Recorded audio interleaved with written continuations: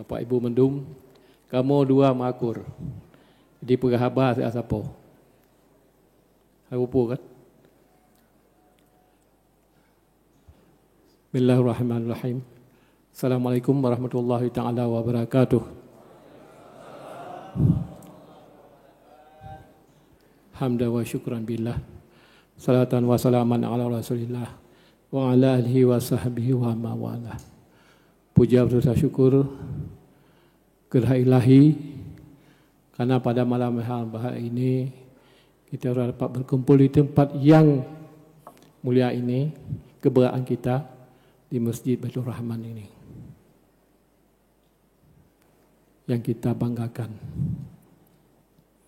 Salawat meri salam tidak lupa kita sanjung sajikan bawaan Nabi Muhammad SAW dan kepada keluarga sahabat beliau sekalian.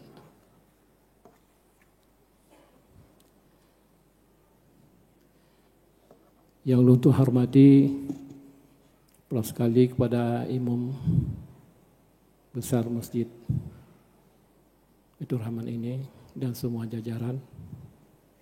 Yang saya hormati kepada Pak Wagub dan juga Sekda dan semua jajaran SKPA Aceh yang berhadir. Kita hormati pada ahli ulama, tokoh adat, tokoh masyarakat.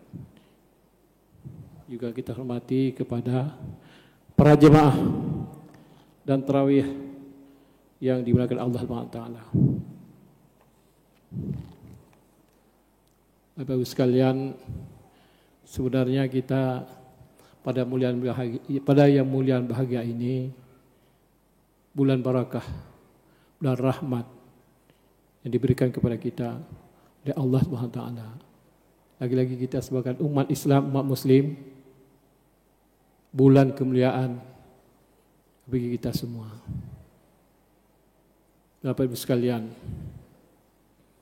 sebenarnya dengan waktu yang sekat ini, saya sedikit ingin menyampaikan perkara-perkara yang selalu kita menyangkut dengan akidah kita, dengan agama kita, tingkah laku kita.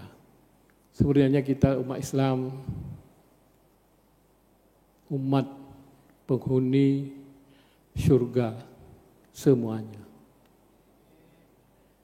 Mudah-mudahan kita dalam syurga semuanya.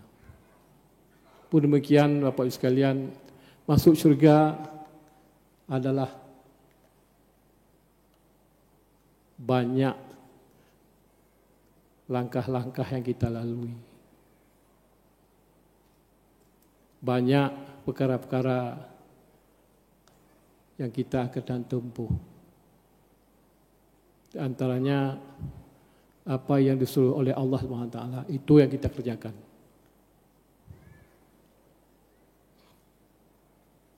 Bapak Ibu sekalian, kita sebagai umat Islam yang perlu sekali kita garis bawahi atau kita perlu paksakan diri untuk mengarah ke masa hadapan, ke masa kita semuanya. Yang pertama adalah keikhlasan hati kita masing-masing untuk kita menuju ke alam syurga. Dengan keikhlasan, dengan hati yang murni, dengan hati yang bersih. Tidak ada hati yang dengki, khianat, munafik. Dengankan kita, siapa saja, termasuk ulama-ulama pun, kalau hati tidak bersih, tidak kemana. Yang dituntun oleh Allahnya ke batin yang hanagat. Jadi insyaAllah mudah-mudahan dia umat Islam sabi menuntun kita kepada arah yang benar, yang baik. Jadi mudah-mudahan ini sebagai kaji ulang untuk kita semua untuk masa hadapan. Jadi Bapak Ibu sekalian, saya tidak ingin berpanjang perkara-perkara dalam mukadimah atau kata sambutan. Mudah-mudahan seperti mana dikatakan oleh Bapak Wagub tadi, yang bahwasanya kita ke depan akan memaksakan orang di Aceh supaya wajib semayang. Tak paksa semayang. Itu tugas kita nyo. Tugas pemimpin. Setiap pemimpin ada tugasnya masing-masing. Termasuk pimpinan keluarga. Minimal pimpinan keluarga. Karena contoh-contoh kan dikutuk lipat Allah. Tiba seorang pemimpin baik daerah maupun negara.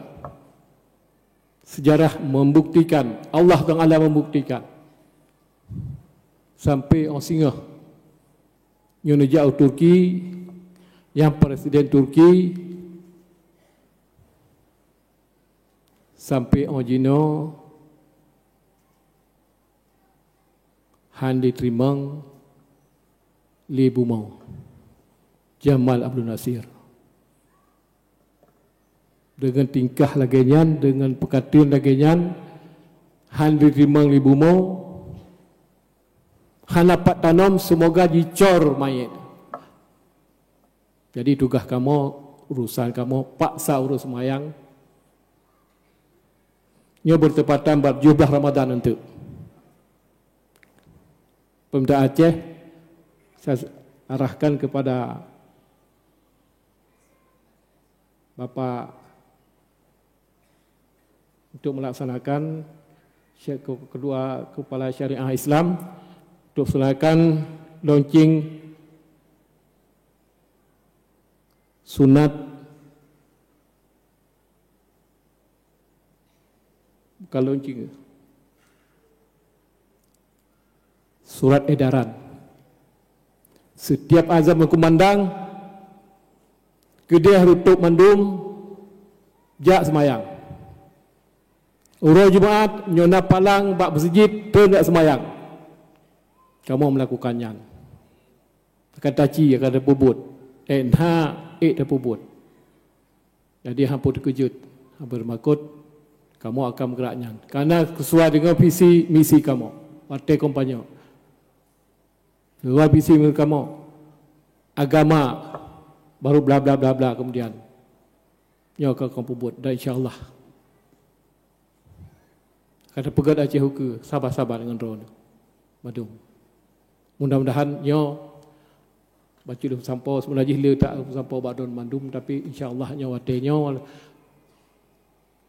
ada ubud yang singkat jemaah tarawih